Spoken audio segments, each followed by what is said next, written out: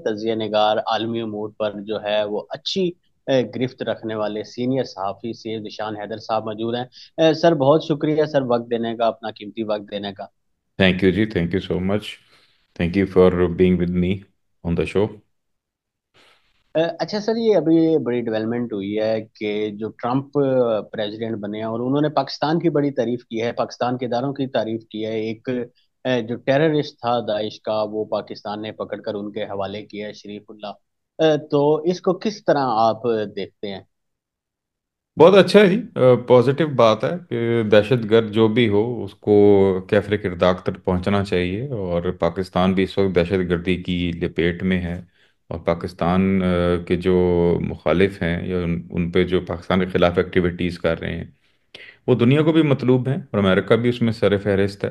तो कहते हैं आप एक जैसे दुश्मन हो जाएं तो दोस्त बन जाते हैं, तो वो ऐसी उस तरह की पॉलिसी है और डेफिनेटली पॉजिटिव चीज़ है जी। इनको और सीरियसली रूट आउट करना चाहिए दहशत गर्दों को। चाहे इसमें हेल्प अमेरिका की होती है या किसी और मुल्क की होती है, उसे कत्ते नज़र दहशत गर्दों के खिलाफ जाना पाकिस्तान के अपने इंटरेस्ट में। ये बेसिकली ये चीज़ है, ये चीज़ हमें समझने की ज़रूरत है। सेकेंडली, आई थिंक आपने जो क्वेश्चन पूछा उसका आप ये जानना चाह रहे होंगे कि इसका जो इम्पैक्ट है पाकिस्तान पे क्या है। अब तो वो ज़माना आ गया कि डोनाल्ड ट्रंप साहब जिस मुल्क का जिक्र करते हैं वो उसका हेड ऑफ स्टेट और उसकी आवाम परेशान हो जाती है कि खुदा न खास्ता अब नेक्स्ट जेलेंस्की पार्ट 2 तो नहीं होने वाला।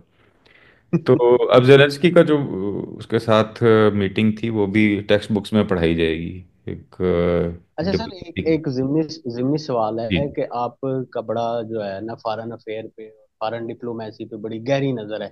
तो आप समझते हैं कि ऑन मीडिया एक मुल्क के सदर और उनके साथ इस तरह का होना, पहले तो इसको ऐसे 3 से 4 जुमलों में क्लोज कीजिएगा, फिर जिलेंस्की पे आइएगा सर। देखिए, घर के क्या रूल होंगे वो घर वाले तय करते हैं। ठीक है। तो उसी तरह व्हाइट हाउस ट्रम्प साहब का घर है, प्रेसिडेंट का घर है ना। तो उसने वहां तय करना है, हम तो उस पर कमेंट नहीं कर सकते कि ऐसा करना चाहिए या नहीं। हम तो ये कर सकते हैं कि उस घर में जाना है या नहीं। ठीक है, ये हम जरूर कर सकते हैं। लेकिन अगर आप जा रहे हैं तो फिर घर वाले के रूल को फॉलो करना पड़ेगा जिसके घर में जा रहे हैं। ठीक है जी। तो ये है चीज, उसमें वो चाहता है जी पहले इस तरह हो, पब्लिक के पास जाए। हमारे भी तो कोर्ट्स ने पब्लिक हियरिंग शुरू कर दी थी ना जी, लाइव टेलीकास्ट शुरू कर दी थी पाकिस्तान में। ठीक है, तो अगर वो तो अमेरिका का वो कर रहा है तो वो तो लाइन है उस चीज ट्रांसपेरेंसी से। खैर एनीवेज।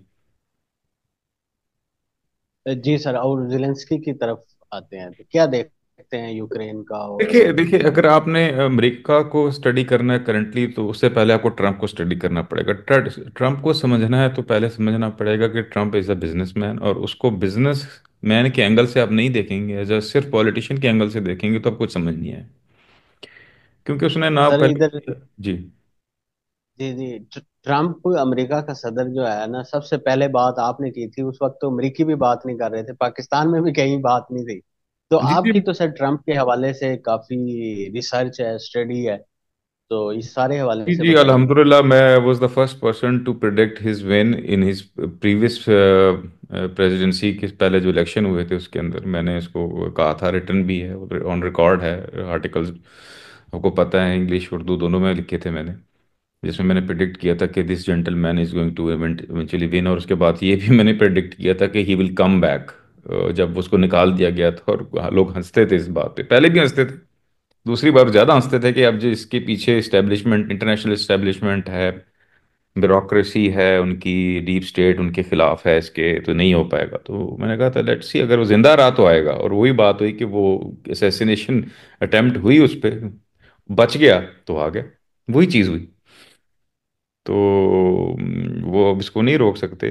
तो खैर, तो अब उसको Donald Trump as a businessman है जी, वो अपनी उसकी सोच है, उसका पर्सपेक्टिव है चीज़ों को देखने का, एज अ बिजनेस है। और बिजनेस को वो अपने मुल्क को एज अ बिजनेस चलाने की कोशिश कर रहा है, वेरी सिंपली। और प्रॉब्लम भी ये है तज्जियाकारों का जो उसको एनालिसिस कर रहे हैं, नहीं कर पा रहे जर्नलिस्ट, उसकी वजह ये है कि वो आदत उनको है सियासतदानों की बयानात और उनके रवैयों के तज्जिया की। और पढ़ाया भी ज़्यादा जाता है एक जर्नलिस्ट को कि एक पॉलिटिशियंस को या पॉलिटिक्स का एनालिसिस कैसे करना है, एक से बिजनेसमैन के एनालिसिस के ऊपर गिरफ्त नहीं है ज़्यादातर सीनियर जर्नलिस्ट की, अनफॉर्चुनेटली। क्योंकि उनकी अपनी गिरफ्त नहीं है, उस पर कमेंट नहीं कर पाते, समझ नहीं पाते। और जब समझ नहीं पाते तो वो आगे समझा नहीं पाते। इसीलिए वो आपने देखा होगा बड़े सतही किस्म के एनालिसिस हो रहे हैं इस वक्त मार्केट के अंदर। तो ये थोड़ा सा बैकग्राउंड रहा था। लेकिन लोग जानना चाहते हैं कि क्या होगा, तो उसको जानने का बड़ा सिंपल तरीका है। ठीक है, कि आपने बिजनेसमैन के एंगल से देखना है। उसकी एक सिंपल पॉलिसी ये है कि खर्चे कम करो, आमदन बढ़ाओ। ये कोई छोटा, एक बेसिक लेवल का कारोबारी इंसान भी ये चीज़ समझ सकता है कि किसी भी बिजनेस के लिए बस ये रूल होता है, खर्चे कम करो, आमदन बढ़ाओ, उससे प्रॉफिट बढ़ जाता है। वो अब देख लें कि खर्चे क्या हैं अमेरिका के, जंगें करना, लड़ाइयाँ झगड़े, ठीक है, ये खर्चे हैं। और एलाइज को डोनेशंस देना, ग्रांट्स देना, उनकी उनको फ्री की दिफाई सर्विसेज देना, मैं बात करूं नेटो वगैरह की, ये खर्चे हैं, वो कम कर रहे हैं। उसके बाद वो अपनी आमदन बढ़ा रहा है। आमदन कैसे बढ़ सकती है कि अमेरिका में कारोबार है, लोग पैसे लेकर आए, पैसे आएंगे, आमदन बढ़ेगी। वो कैसे आएंगे? वो ऐसे आएंगे कि जो लोग इनको माल फराहम कर रहे हैं, चीज़ें सप्लाई कर रहे हैं, उनको रास्ता रोक देगा कि भाई अगर आपने हमें बेचना है तो हमारे मुल्क में आकर आप जो है वो करें, मैन्युफैक्चरिंग करें चीज़ों की। अदरवाइज हम आप पे टैक्स लगा देंगे, यानी कि बैरियर्स लगा देंगे, टैरिफ्स लगा देंगे। इसलिए पुश कर रहा है ताकि यहाँ पर उनके मुल्क के अंदर आकर इंडस्ट्री चले और उसे जॉब्स क्रिएट हो। ठीक है, और इंफ्रास्ट्रक्चर बढ़े, आमदन आए, डायरेक्ट इन्वेस्टमेंट आए, एफडीआईज हैं अमेरिका के अंदर। उस तरह टेक्नोलॉजी भी आएगी और जॉब्स भी होंगी और आमदन बढ़ेगी, जीडीपी ग्रो करेगा। सिंपल सा फार्मूला है, इसमें कोई इतनी मुश्किल बात नहीं है। मुश्किल मसला ये है कि जो लोगों के खाबे लगे हुए थे जिन ममालिक के, उनके लिए प्रॉब्लम बन गया। ठीक है, जो ममालिक दोस्ती के नाम पर इंटरनेशनल रिलेशंस और इंटरनेशनल एंगलिंग समझ लें, उसके लिए वो उसको जो है फ़ायदा उठा रहे थे अमेरिका का, उसको एक्सपोर्ट एक्सपोर्ट ज़्यादा कर रहे थे, इंपोर्ट अमेरिका से कम कर रहे थे, और वो फुल कमाई जा रहे थे। उसको अमेरिका ने कहा ये नहीं चलेगा भाई, अब हमने, अगर आपने हमने से में बेचना है तो हमारा भी आप खरीदें। ठीक है, नंबर वन, ताकि हमारी भी बैलेंस ऑफ पेमेंट हो सके। फिर उसने जंग बंद वो करा रहा है, और वो कह रहा है कि जंग करनी है ये बंद या नहीं, और नेचुरली हो जानी है। जब मेजर जितने भी मामलात हैं, कॉन्फ्लिक्ट्स हैं, उसमें अमेरिका का पैसा अगर निकाल लिया जाए तो नहीं चल पाएगा। ये यूक्रेन में भी अमेरिका पैसा नहीं लगाता तो नहीं चल पाएगा। और दूसरी चीज़, ये जो जेलेंस्की वाला मामला हुआ है, इस पे मैं बहुत सारे एनालिसिस हो गए हैं। वो नहीं तो थोड़ा नेचुरल सा इवेंट हुआ है। लोग कॉन्स्पिरेसी थ्योरीज बहुत ज़्यादा है कि ये हो गया वो हो गया। हाँ ठीक है, माइंडसेट से दोनों मुख्तलिफ से लोग गए थे वो, उनके टारगेट से ज़्यादा थे इस मीटिंग के अंदर। वो जेलेंस्की बेसिकली शो क्रिएट करना चाहता था कि भाई पब्लिक के आगे ना केस प्रेजेंट करना चाहता था, डिबेट करना चाहता था, और he was ready for it.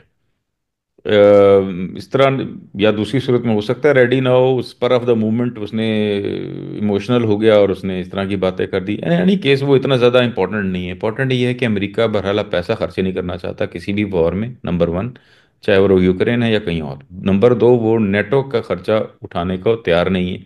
Simple policy है जी कि आप को खतरा है, हमें तो नहीं, हम तो इतने, हमें खतरा होगा हम डील कर लेंगे, हमें आपकी ज़रूरत नहीं है, और आपको खुद अपने पैरों पे खड़ा होना चाहिए। सीधी सी बात है, हम पैसे नहीं देंगे नेटो को। और इसी तरह की ग्रांट्स वगैरह भी उसने रोक दी। सीधी सी खर्चे है ना जी, पाकिस्तान है, बहुत सारे ममालिक में ग्रांट्स जा रही थी, पैसे जा रहे थे, एनजीओज को जा रहे थे, उसने बंद कर दिए, फ्रीज कर दी। जिन ममालिक को से माल ज़्यादा आ रहा था उनके ऊपर टैरिफ लगा दिया कि भाई आप हमारे से भी खरीदें, और आपने हमारे माल के ऊपर जो अगर टैरिफ लगाए हुए हैं, ड्यूटीज लगाई हुई हैं, वो ख़त्म करें। अगर आप चाहते हैं हम ख़त्म करें, वो इक्वल किस्म की बड़ी जायज़ सी बात है। और तकलीफ उनको हो रही है जिनकी आमदन, जिसकी भी देखे जी, जिसका गला दबाएंगे आगे तो निकालेगा। तो जिन जिन मुल्कों के काबे, चाइना था या कनाडा था या मेक्सिको था, और जो जो बड़े बड़े एक्सपोर्टर्स थे, इंडिया भी उसमें शामिल है, इंडिया को भी हिदायत।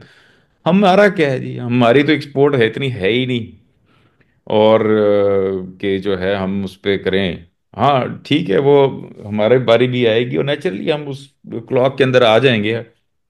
तो मेरे ख्याल से हमें फ़ायदा हो सकता है ज़्यादा, वो ये है कि क्यों कर, जब टैरिफ्स उनको हिट करेंगे, उन ममालिक को, चंद ममालिक को उसने लगाए ना तभी टैरिफ्स, जब वो हिट करेंगे तो उसके बाद उनकी अशिया महंगी होंगी, तो फिर जो बेचारे गरीब गुरबा मुल्क हैं, जो जो अमरीकियों को नज़र ही नहीं आते थे, इनसिग्निफिकेंट थे, उनकी प्रोडक्ट्स को मौका मिलेगा कि बेचने का, क्योंकि हम देखिए कंज्यूम तो हम कर रहे हैं, कंज्यूमर हम हैं, बेचते अगले हैं। ठीक है, हमने तो कंज्यूम करना है। आप देखें पाकिस्तान में अमेरिका का कितना बहुत बहुत माल आता है वहां से ना, हम कंज्यूम कर रहे हैं, बहुत बड़ी मार्केट है हम कंज्यूम करने की, लेकिन हमें एक्सेस नहीं मिलता था। अब मिलेगा चांस उन ममालिक को जिनके पहले वहां पर रूट्स नहीं थी अमेरिका के अंदर। तो अमेरिकियों को भी वैरायटी मिल जाएगी और फिर एम्पावर हो जाएगी। देखिए कस्टमर एम्पावर हो जाता है अगर उसके पास सोर्सेज बढ़ जाएं। मतलब चार दुकानें आपके एक्सेस में हैं तो कस्टमर किंग है, एक नहीं दूसरे से ले लेगा। मसलन एक चीज वो कनाडा से लेता था, अब वो उसके आगे 55 और मुल्क आ जाएंगे हमारा माल भी लें जी। ठीक है, तो फायदा किसका हुआ? अमेरिकियों का हुआ। बाकी उसके बाद ममालिक चॉइस बढ़ गई। अमेरिकी और फिर उन ममालिक का फायदा हुआ जिनके पास कनाडा या इंडिया उन जैसा नाम नहीं है, इंफ्रास्ट्रक्चर नहीं है जो उनको उनकी से कर सकता, या इस तरह की इंटरनेशनल पॉलिटिक्स वो नहीं कर पाए, अपनी एक्सेस नहीं ले पाए अमेरिका की मार्केट के अंदर। लेकिन अब उनको एक्सेस मिल जाएगा जब वो बैकआउट झगड़े में होंगे, लड़ाई कर रहे होंगे, वॉर कर रहे होंगे। देखिए कंज्यूमर को तो माल चाहिए। एक सेब है फॉर एग्जांपल, अगर कनाडा से लेता है वो 50 रुपए का लेता है, वो उसने वो 100 रुपए का हो गया, टैरिफ लग गया फॉर एग्जांपल, पाकिस्तान भेजता है वो 25 रुपए का, तो वो नेचुरली वो बिकेगा। फायदा पाकिस्तान का हो गया और फायदा अमेरिकन का हो गया कि अब पहले एक मुल्क से लेते थे, अब चार मुल्क से ले रहे हैं। हो सकता है कि जो पाकिस्तानी सेब है कैनेडियन सेब से ओरिजिनल प्राइस में भी कम हो, तो मजीद फायदा हो अच्छा गया सर, उनका। हम्म। आखिरी सवाल ये बस क्लोज कीजिएगा एक मिनट में। तो आप समझते हैं कि इस पॉलिसियों का दूसरे ममालिक को मस्बत असर पड़ेगा, आप ये मुस्बत कहना असर, चाह रहे हैं? बिल्कुल मुस्बत असर पड़ेगा। देखिए जो पहले नज़रअंदाज हुए हुए थे ममालिक जिनका अमेरिका की जैसी बड़ी मार्केट के अंदर एक्सेस नहीं था, उनको मौका मिलेगा। जो कंज्यूम कर रहे थे, ले रहे थे अमेरिकी चीज़ें, लेकिन क्योंकि उनके पास इतनी उनका एक्सेस नहीं था, मतलब उनकी गवर्नमेंट्स नाअहल थी जिस तरह हमारी नाअहल रही हैं और हैं भी किसी हद तक, वो नहीं अपने आप को प्रमोट कर सके अपनी प्रोडक्ट्स को उस मार्केट के अंदर, उनको मौका मिल जाएगा। उनके लिए अच्छा मौका है, चांस है कि वो अब जाएं अमेरिका को एक्सप्लोर करें। और उसकी जो पॉलिसी है कि भाई जितना आप हमसे लेते हैं उतना ले दो, मतलब जितना जैसे आप हमसे ले रहे हैं वैसे हम आपको जो है वो, दोनों तरफ एक ही पॉलिसी रहेगी। तो हमारा जितना इंपोर्ट है अमेरिका से, हम उसके मुताबिक हिस्सा तो लें, जाके एक्सपोर्ट तो करें। ठीक है ना? तो वैसे भी हम अगर टैरिफ्स कम कर देते हैं तो जो स्मगलिंग है वो कम हो जाएगी। देखिए हमारे लिए डबल फायदा है कि अमेरिका से जो इस चीज़ें स्मगल होकर आती हैं, अगर हम अपने टैरिफ नीचे करेंगे तो स्मगलिंग के रुझान में कमी होगी। फिर हमें उसका दूसरा फायदा ये होगा क्योंकि हमने टैरिफ्स कम कर दी हैं, ड्यूटीज कम कर दी हैं, हमें वहां पे अमेरिका में ड्यूटीज कम मिलेंगी। हो सकता है कि और ज्यादा रिलैक्सेशन मिल जाए। आप समझ रहे हैं बात? तो हमें डबल फायदा होगा क्योंकि हमारे यहाँ पर बॉर्डर वीक हैं, तो यहाँ पर स्मगल्ड चीज़ें आती हैं, सस्ती होती हैं, बिकती हैं। जो इंपोर्ट हो के आती हैं वो उस पर ड्यूटीज लगी होती हैं, वो नहीं बिकती हैं। इसीलिए स्मगलिंग को फ़रोग मिलता है। आप अमरीकी के आगे टैरिफ्स कम कर दें, उनसे माल मंगवाएं, लेकिन साथ एक्सपोर्ट भी करें। इस वक्त आपके पास सुनहरी मौका है। वो ममालिक नहीं compete कर सकते अब आपके उसके साथ। अब कनाडा जो है या चाइना जो है उनके अपने मामलात हैं। आप जो चार चीज़ें बेच सकते हैं, जो चीज़ें आपके पास हैं, ये मौका है जो है अमेरिकी मार्केट में हिट करने का। मेरे ख्याल से गोल्डन मौका है पाकिस्तान को, इन सारे ऑप्शंस पे काम करना चाहिए। सर बहुत शुक्रिया। सेव जिशान हैदर साहब हमारे साथ मौजूद थे। इनका यही कहना था कि अब जो ट्रम्प की पॉलिसियां हैं उसका बड़े मस्बत असरात पड़ेंगे, खास तौर पर ऐसे ममालिक जो पहले मैशी लिहाज से या इंपोर्ट एक्सपोर्ट के हवाले से नज़रअंदाज थे, उनको जो है अब अहमियत मिलेगी। शुक्रिया।